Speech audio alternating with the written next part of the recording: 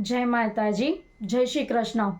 આજથી શરૂ થતો પવિત્ર શ્રાવણ માસની એટલે કે ઝરમર વરસતા વરસાદનો મહિનો, ભીની ધરતીમાંથી વહી રહેલી ભીની ભીની સોડમ લેવાનો મહિનો।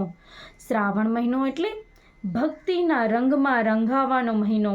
શ્રાવણ માસ શરૂ થતાં જ ભક્તિના રંગે રંગાયેલા ભક્તજનોના હર હર કૈલાસ, હર હર ભોલેનાથ, હર હર મહાદેવના નારાઓ ગુંજી ઉઠે છે। ભોળાનાથ ભગવાન શિવ જ્યાં પણ બિરાજમાન હોય ને, તે દરેક જગ્યાએ સ્થળોએ ભક્તજનો દૂધ અને જળ લઈને અભિષેક કરવા શિવ મંદિરે પહોંચી જાય છે। શ્રાવણ મહિનામાં ભગવાન શિવજીની ભક્તિ અને આરાધનાનું વિશેષ મહત્વ રહેલું છે। આમ કહેવાય ને કે શ્રાવણ મહિનો એટલે પવિત્ર તહેવારોનો મહિનો છે। આમાં પવિત્ર વ્રત કથાઓ છે, એટલી 16 સોમવાર આવે છે, પછી 11 આવે છે, બુદ્ધાકષ્ટ આવે છે, બુધ આઠમ આવે, જન્માષ્ટમી છે, રક્ષાબંધન છે। આમ શ્રાવણ પવિત્ર માસ તો છે જ, સાથે સાથે તહેવારોનો પણ દિવસ છે, તહેવારોનું પણ વ્રત આ માસ છે। એમાં કેટલા બધા તહેવારો આવી જાય છે। એનો સૌ પ્રથમ તહેવાર આવે છે 16 સોમવાર। એમાં આપણે 16 સોમવાર જે કુમારિકાઓ કરે છે ને, એને મન વાંચિત ફળ એટલે અને મન વાંચિત વરની પ્રાપ્તિ થાય છે। અને જે સૌભાગ્યવતી લોકો જે આ વ્રત કરે છે, એમને એમના અખંડ ચૂડીને ચાંદલો, એની ચૂંદડી છે એ અખંડ સૌભાગ્યવતી જળવાઈ રહે એવું માતા પાર્વતી પાસે એના આશીર્વાદ મળે છે। અને બીજા કોઈ પણ છે એના સિવાય, સૌભાગ્ય અને કુમારિકાઓ સિવાય કોઈ પુરુષ છે કે મોટી ઉંમરના વ્યક્તિઓ છે, એ પણ જે 16 સોમવારનું વ્રત કરે છે ને, ત્યારે એમની જે મનોકામનાઓ છે એ પૂરી થઈ જાય છે, એમનું શરીર નિરોગી રહે છે। તો 16 સોમવારનું વ્રત છે। સવારમાં વહેલા ઉઠી ભગવાન શિવના મંદિરે જઈ ત્યાં ભગવાન શિવનું અભિષેક કરવાનું અને માતા પાર્વતીનું પણ પૂજા કરવાની। અને પૂજા કર્યા બાદ બપોરે એકટાણું કરી અને રાત્રે વળી પાછું શિવ પૂજન આરાધના કરીને વ્રત છોડવાનું હોય છે। ત્યારે એની સરસ મજાની એક વ્રત કથા પણ છે કે આ વ્રત ક્યારથી અને પહેલું કોણે કર્યું, એનો પણ એક અલગ જ મહિમા છે। એક વખતની વાત છે કે કૈલાસ પર્વત પર માતા પાર્વતી અને શંકરજી બેઠા હતા। તે સામસામે બેસીને સોગઠબાજી રમે છે। ત્યારે એમાં કોઈ પણ હારતું નથી અને કોઈ જીતતું નથી। એટલામાં તો એક તપોધન નામનો બ્રાહ્મણ આવે છે। બ્રાહ્મણ ત્યાં હરતો ફરતો ત્યાં જઈને આવવા લાગ્યો। એને જોઈને શિવજી કહેવા લાગ્યા કે બ્રાહ્મણ, તું જ તો કહે ને કે કોની હાર થઈ અને કોની જીત થઈ છે। એટલું કહીને ત્યારે ફરી પાછા માતા બોલે છે કે જો બ્રાહ્મણ તું ખોટું બોલીશ તો તારું બ્રહ્મ તત્વ લજાશે। એટલું કહીને શિવજી અને પાર્વતીજી ફરી એકવાર સોગઠ રમવા બેઠા। પણ શિવજી પાસા નાખે ત્યારે શિવજીના કોપથી અતિશય ડરી ગયેલો બ્રાહ્મણ બોલ્યો કે શિવજી જીત્યા અને પાર્વતીજી હાર્યા। બીજી વાર પાર્વતીએ પાસા નાખ્યા ત્યારે પણ બ્રાહ્મણે એમ જ બોલ્યો। હવે શિવજીનો વા આવ્યો। શિવજીએ પાસા નાખ્યા ત્યારે તે બ્રાહ્મણ બોલ્યો કે શિવ જીત્યા, પાર્વતીજી હાર્યા। ત્રણ વાર બ્રાહ્મણને ખોટું બોલતા જોઈને પાર્વતીજીના ક્રોધનો તો પાર ન રહ્યો। એમણે બ્રાહ્મણને શ્રાપ આપ્યો, જો તારા અંગે અંગે રક્ત પીયો કોઢ ફૂટી નીકળશે। શ્રાપ તાતા જ બ્રાહ્મણના શરીરે કોઢ નીકળ્યો, પરુ વહેવા લાગ્યું। બ્રાહ્મણ તો પોતાના ભાગ્ય પર આંસુ સરતો કૈલાસ પરથી નીચે ઉતર્યો। રસ્તામાં એક ગાય મળી। ગાયને વાંચા ફૂટતા પૂછ્યું કે બ્રહ્મદેવ ક્યાં જાઓ છો? બ્રાહ્મણ બોલ્યો કે પાર્વતીજીએ મને શ્રાપ આપ્યો છે, એના નિવારણ માટે જાઉં છું। ત્યારે ગાય બોલી કે હે ભૂદેવ, મારી પીડા પણ સાંભળતા જાઓ। દૂધથી મારા આંચળ ફાટું ફાટું થાય છે, પણ કોઈ મારું દૂધ મોઢે લગાડતું નથી। વાછડલા લવારા ધાવતા પણ નથી। અરે રે, મારા એવા તો કયા પાપ હશે? તમે મારા દુઃખનું નિવારણ પૂછતા આવજો। ત્યાંથી આગળ જતા એક પંચકલ્યાણી ઘોડો સામો મળ્યો। શ્રાપની વાત સાંભળીને કહેવા લાગ્યો કે બ્રહ્મદેવ, મારી પીઠ પર હીરા મોતીના પલાણ છે, પણ કોઈ મારી પર સવારી કરતું જ નથી। મારા કષ્ટનું નિવારણ પણ તમે પૂછતા આવજો। આમ પાકી પાકી કેરીઓ જોઈને એને ખાવાની ઈચ્છા થઈ. ત્યાં જ તે આગળ વધતા એમના મનમાં ઈચ્છા તો થઈ, પણ એ આગળ વધ્યા તો એમની ઈચ્છા પણ પૂર્તિ થઈ. તેમને સરસ મજાનો એક આંબો દેખાયો.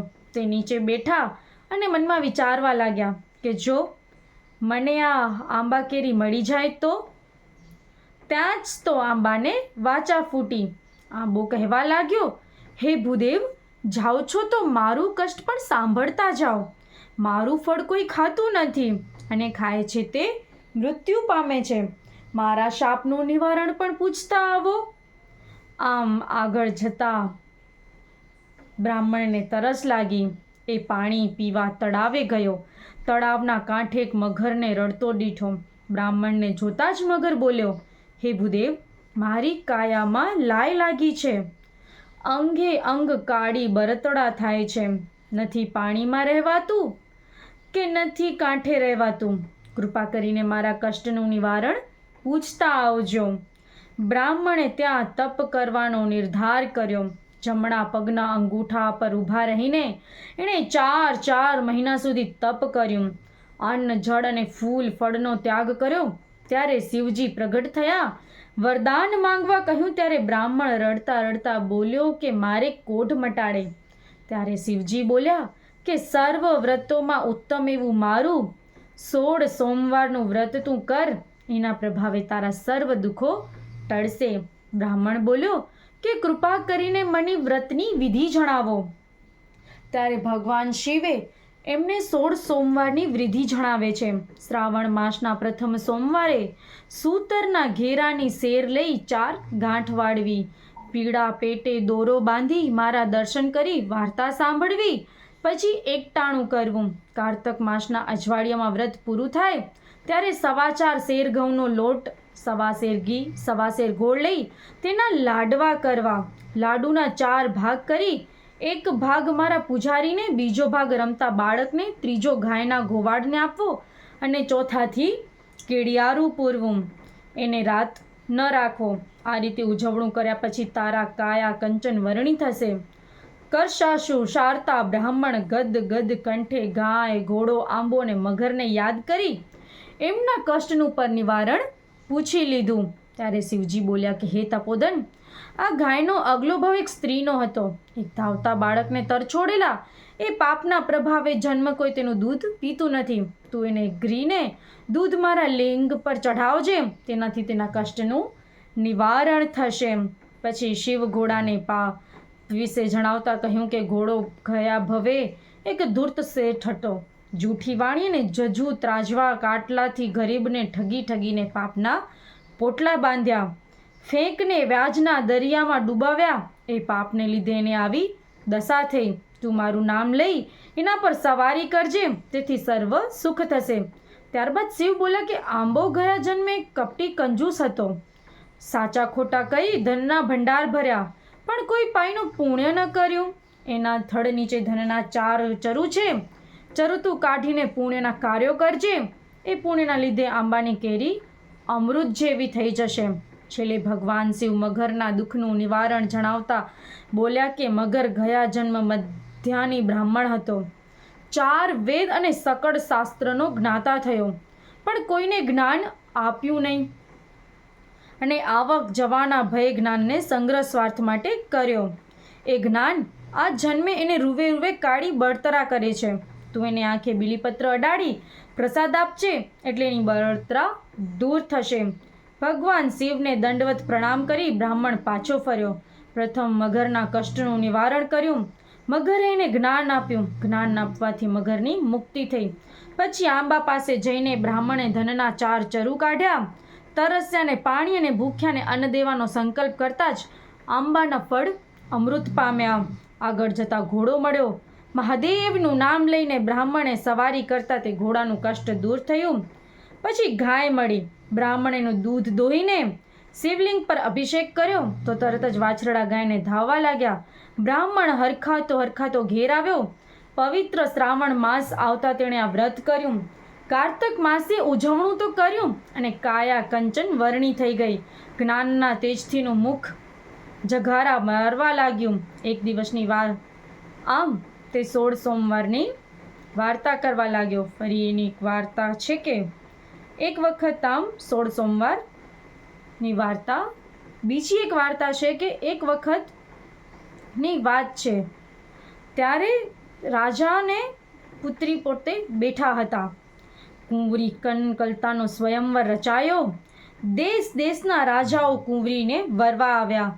સ્વર્ગની અપ્સરાને શરમાવે એવી રૂપના અંબાર જેવી કુંવરી કનકલતાને વરવાની સૌ રાજાએ આશા હતી. બ્રાહ્મણ પણ સ્વયંવર જોવા આવ્યો અને એક ખૂણે ઊભો રહ્યો. સમય થતાં કનકલતા સોળે સળગાર સજીને આવી. એની સાથે એકથી એક એવી દાસીઓ હતી. આગળ હાથડી કળશ લઈને ચાલતી હતી. સિંહાસનો પર બિરાજેલા રાજકુંવરો અને રાજાઓ પાસે થઈને હાથડી આગળ ચાલીને ખૂણામાં ઊભેલા તપોધન બ્રાહ્મણ પાસે જઈ એના પર કળશ ઢોળ્યો. આ જોઈને રાજાએ ત્રાડો પાડવા લાગ્યો કે મૂર્ખ હાથણીએ ભૂલ કરી છે. એટલામાં ધાંધણીને વાચા ફૂટી. એ બધા સાંભળે એવા બુલંદ અવાજે બોલી કે કુંવરી માટે આ વર જ યોગ્ય છે. રાજાએ ધામધૂમથી કુંવરીને તપોધન સાથે પરણાવી હીરા માણેકની પહેરામણી કરી. હાથી ઘોડાના રથ દીધા. બ્રાહ્મણ સમજી ગયો કે કહું ના કહો કે આ 16 સોમવારનો વ્રતનો જ આ પ્રભાવ છે. રૂપાળી કુંવરી સાથે બ્રાહ્મણ તો સુખે મહેલમાં રહેવા લાગ્યો. રાજાને કોઈ પુત્ર ન હોવાથી રાજગાદી પણ એને જ મળી. એવામાં પવિત્ર શ્રાવણ માસ આવ્યો. બ્રાહ્મણ નિયમ પ્રમાણે 16 સોમવારનું વ્રત કર્યું. વ્રત પૂર્ણ થયા જ ઉજવણી તૈયારી કરી અને રાણી કનકલતાને ઉજવણીની બધી વિધિ વિગતે સમજાવી. રાણીએ વિચાર કર્યો કે એકલા લાડુ તે કંઈ ભાવતા હશે. એણે તો ભાજનના ભોજન બનાવ્યા. રાજાનો વૈભવ ભોગવતો બ્રાહ્મણ દરબારમાંથી આવ્યો. એને લાડુના પ્રસાદના બદલે મેવા મીઠાઈ જોઈને કોપાયમાન થયો. ગડગડા અવાજે શિવજીની માફી માંગવા લાગ્યો. ચોથા ભાગનો લાડુ પ્રસાદમાં લઈને વ્રત ઉજવ્યું. આ બાજુ મહાદેવ રાણી કનકલતા પર ક્રોધિત થયા અને સપનામાં તપોધનને આદેશ આપ્યો કે કનકલતાને કાળા વસ્ત્રો પહેરાવી દેશવટો આપ. એણે આ મારું વ્રત તોડ્યું છે. તપોધને શિવજીની આજ્ઞા પ્રમાણે રાણીને દેશવટો આપ્યો. રાણી આજીજી કરતી રડવા લાગી, પગે પડવા લાગી, પણ તપોધન ચલિત ન થયો. રાણીને હરપાર કરી. ભૂખી તરસી લથડિયા ખાતી કનકલતા એક ગામમાં આવી. એને ગામને પાદરે ઝૂંપડામાં રેટીઓ કાતતી ડોસી પાસે પાણી માંગ્યું. ડોસી ઘણી જ દયાળુ હતી. રાણીને ખાવા રોટલો અને પીવા પાણી આપ્યું. રાણીએ રહેવા આશરો માંગ્યો તો ડોસીએ ધપાડી. એ તો ડોસીના ઘરમાં છાણવાસી કરવા લાગી. પણ રાણીના પગલાં પડતા જ ડોસીનો રેંટિયો તૂટી ગયો. ડોસીએ તો રાણીને ધક્કા મારીને કાઢી મૂકી. રડતી કકડતી ભાગ્યને દોષ દેતી રાણી એક ઘાંચણના ઘેર ગઈને અડધા રોટલાના બદલામાં બધું કામ કરવા તૈયાર થઈ ગઈ. મફતના ભાવે ઘસી મળે તો કોણ ના પાડે. ધાંચણે તો રાણીને રાખી લીધી. ત્યાં જ તો ધાણી માત્ર પડ્યો. ધાણી બંધ થઈ ગઈ. બળદનો પગ ભાંગ્યો ને ઘાંચો તો રાણીને ભારે માર મૂકને કાઢી મૂકી. પડતી આખડતી રાણી એક માલણના બાગમાં પેટ વારણીએ આશરો લીધો તો બાગના બધા જ ફૂલો કરમાઈ ગયા. માલણે પણ રાણીને કાઢી મૂકી. રાણીની આંખે અંધાર આવવા લાગ્યા. ગળે કાંચકી બાજી ગઈ. જીવ નીકળું થવા લાગ્યો. એ તો પાદરે ગઈ. કૂવે પાણી સિંચતી પાણિયારાને પાણીની આજીજી કરી. એની હાલત જોઈને પાણિયારીઓને દયા આવી ગઈ.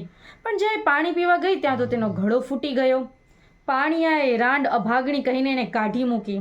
રાણીને ખાતરી થઈ ગઈ કે હવે કોઈ એને સગરે એમ નથી. હવે તો જંગલમાં જઈને દેહ પાડવો. રાણી તો લથડિયા ખાતી કાંટા કાંકરાની વેદના સહન કરતી જંગલમાં ગઈ. રસ્તામાં અત્રિ ઋષિનો આશ્રમ આવ્યો. એ તો ત્રિકાળ જ્ઞાની હતા. તેમણે રાણીને આશરો આપ્યો, જમાડી. પછી કહેવા લાગ્યા કે હે બેટી, શાસ્ત્રો કહે છે કે વ્રતભંગ કરનારને મદ્યપાપી બને છે. વળી તે દેવોના દેવ મહાદેવનો વ્રતભંગ કર્યો છે. જેના પર શિવ રૂઠે એનું કોઈનું જીવન ન સંગરે. આ સાંભળી લોહીના આંસુ સારતી રાણી બોલી, ઋષિ, તમે મારે પિતા સમાન છો. આ પાપમાંથી મુક્તિ થવાનો કોઈ ઉપાય કૃપા કરીને મને દેખાડો. ત્યારે અત્રિ ઋષિએ રાણીને 16 સોમવારનું વ્રત કરવા કહ્યું. રાણી કનકલતાનું હૃદય પતાથની આવકની અગ્નિમાં બળીને પૂર્ણ કંચન બની ગયું હતું. પવિત્ર શ્રાવણ માસ આવતા જ રાણીએ વ્રત લીધું. આ વ્રત પૂર્ણ થતાં શ્રદ્ધા ભાવપૂર્વક ઉજવણું કર્યું. ભોળા શંભુએ પ્રસન્ન થઈને રાણીને સર્વ દ્વેષ માફ કર્યા. રાણીને ઘોર પાપમાંથી મુક્તિ મળી ગઈ. આજે રાતે રાજા તપોધનને મધ્ય સપનામાં દર્શન દઈને કહ્યું કે તારી રાણી 16 સોમવારનું વ્રત કરીને પુણ્યશાળી બની છે, માટે તું જા, તેને જોઈને એને વાજતે ગાજતે મહેલ લઈ આવ. વહેલી સવારે જ રાજા તો રાણીને શોધવા નીકળ્યો. પૂછપરછ કરતા જણાવ્યું કે એક રૂડી રૂપાળી સ્ત્રી ભિખારી જેવી દશામાં જંગલમાં ગઈ છે. રાજા જંગલમાં આવ્યો. અગ્નિ ઋષિના આશ્રમે રાણીને જોતા જ બંનેના આંખમાં હરખના આંસુ આવી ગયા. બંને ઋષિના પગે પડ્યા. વિદ્યાએ માંગી ત્યારે અત્રિ ઋષિએ રાણી કનકલતાની સેવાને બદલામાં અક્ષય પાત્ર આપ્યું. હજારો માણસને જમાડે તો પણ રાંધેલું અનાજ ન ખૂટે એવું એ પાત્ર હતું.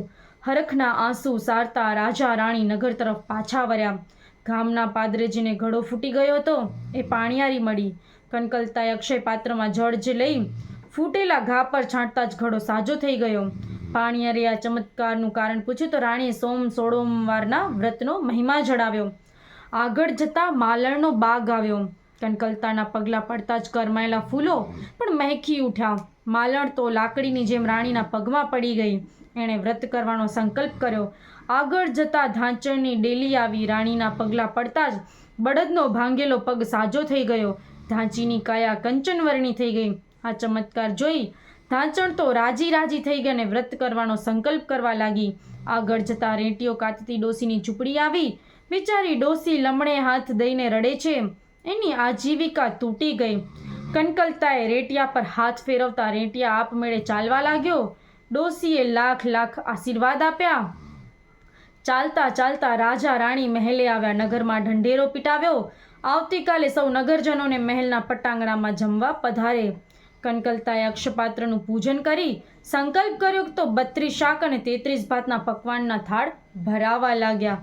જેમ જેમ નગરજનો આવતા ગયા તેમ તેમ પીરસાતું ગયું. સૌ અલૌકિક સ્વાદના વખાણ કરતા અને આંગળા ચાટવા લાગ્યા. સૌ જમી રહ્યા પછી રાજા રાણી જમવા બેઠા ત્યારે રાણી બોલી, મારે તો આજે મહાદેવનું વ્રત છે. કોઈ ભૂખ્યું મામા વાર્તા સાંભળે એ પછી જ મારાથી એકટાણું કરાય. વાર્તા સાંભળે કોણ? રાજાએ તો સવારે જ જમી લીધું હતું. તત્કાળ પ્રધાનને બોલાવીને આદેશ આપ્યો કે કોઈ ભૂખ્યા માણસને બોલાવી લાવો. પ્રધાન ઘેર ઘેર પૂછવા લાગ્યો. એક કુંભારના ઘેર સાસુ વહુ ઝઘડ્યા હોવાથી સાસુ જમી ન હતી. વળી 100 વર્ષની ડોસી હતી એટલે ડગલું એ ચાલી શકતી એમ ન હતી. આંખે ભળતી નહોતી, કાને સંભળાતું નહીં. એને જમવા કોણ લઈ જાય? પ્રધાને તરત સુખપાલ મંગાવી અંદર સવા મણીની તળાઈ પાથરી ડોસીને વાજતે ગાજતે મહેલે લેવાઈ. માન પાન આપી ઢોલીએ બેસાડી કનકલતાએ ડોસીના હાથમાં ચોખાના દાણા આપતા મોટીથી કહ્યું કે માં, હું મહાદેવની વાર્તા કહું છું, તમે જયશંકર હિકારો દેજો. કનકલતાથી તો ઘીનો દીવો કરી વાર્તા કહેવા લાગી. ડોસી હોંકારા દેવા લાગી. પહેલા હોંકારા કાનની બહેરાશ ગઈ. બીજા હોંકારે આંખમાં અજવાળા થયા. ત્રીજા હોંકારે શરીરમાં નવી શક્તિ આવી. ડોસી તો બોલી ઉઠી, દીકરી, મહાદેવ મારા પર રીઝ્યા. ત્યારે કનકલતા શિવજીને દંડવત પ્રણામ કરી ગડગડ આવાજે બોલી, માં, આ તો મહાદેવને અત્યંત પ્રિય એવા 16 સોમવારના વ્રતનો પ્રભાવ છે. તમે ભક્તિથી વાર્તા સાંભળી એનું મહાદેવે તમને ફળ દીધું છે. ત્યારે ડોસીની આંખમાં પણ હરખના આંસુ આવી ગયા. ડોસી પગે ચાલીને ઘેર ગયા અને ઘેર જઈ સોયમાં દોરો પરોવ્યો તો વહુ આભી થઈ ગઈ. એણે પણ આ વ્રત કરવાનો સંકલ્પ કર્યો. પવિત્ર શ્રાવણ માસ આવતા જ રાજા રાણીએ ફરી વ્રત આદર્યા અને કારતક માસે ઉજવણું કર્યું. આમ પ્રસન્ન થયેલા શિવજીએ દેવને ચક્કર જેવો દીકરો દીધો. એનું નામ દેવદત્ત રાખ્યું. એણે પણ મા બાપના જેવા ધર્મિષ્ઠ અને પ્રજાપાલક થયો. દેવદત્ત યુવાન થયો ત્યારે રાજા રાણીને રાજગાદી સોંપી ગંગા કિનારે ચાલ્યા ગયા અને શિવલિંગની સ્થાપના કરી જીવનના અંત સુધી શિવની ભક્તિ કરતા રહ્યા. અંતકાળે વિમાનમાં બેસીને વૈકુંઠ ગયા. હે મહાદેવ, તમે જેવા તપોધન અને નકલતાને ફળ્યા ને એવા જ સૌ કોઈને ફળજો. વાર્તા કરનાર અર્થાત વાર્તા સાંભળનાર અને સૌ કોઈને પણ ફળજો. આ રીતે 16 સોમવારના વ્રતનું મહિમા દર્શાવવામાં આવ્યું છે. ત્યારે શ્રાવણ માસ આવે, દિવાસાનો દિવસ આવે, દોરાની શેરે 4 ગાંઠોવાળી પીળા પેસ્ટે દોરો બાંધવો, મહાદેવજીનો દર્શન કરવું, સોમવારે એકટાણું જમવું. જ્યારે કારતક માસનું ઉજવણી થઈ ને ત્યારે ઘઉંનો સવાસેર લોટ લેવો, સવાસેર ઘી લેવું, સવાસેર ગોળ, તેને ચોળી મળી લાડુ કરવા, લાડુના 4 ભાગ, અને તે મહાદેવના પૂજારી રમતા બાળકો, અને ત્રીજો ગાય અને ગોવાળને, અને ચોથો કીડિયારો પૂરજો. એમ કરતાં વધે તે ભોયમાં ભંડારજો, રાત રહેવા દેશો નહીં. આ રીતે વ્રતનું ઉજવણું કરી અને 16 સોમવારની ખરા ભાવથી વ્રત કરજો તો તમારું દુઃખ મટી જશે અને તમારી કંચન જેવી કાયા થશે. આમ 16 સોમવારના વ્રતની કથા અહીંયા પૂર્ણ થાય છે. અને તમને ફરી એકવારથી શ્રાવણ મહિનાની બધાને જ શુભકામનાઓ, અને આજે જે 16 સોમવારનું વ્રત શરૂ થયું છે એની પણ શુભકામનાઓ. જય માતાજી, જય શ્રી કૃષ્ણ.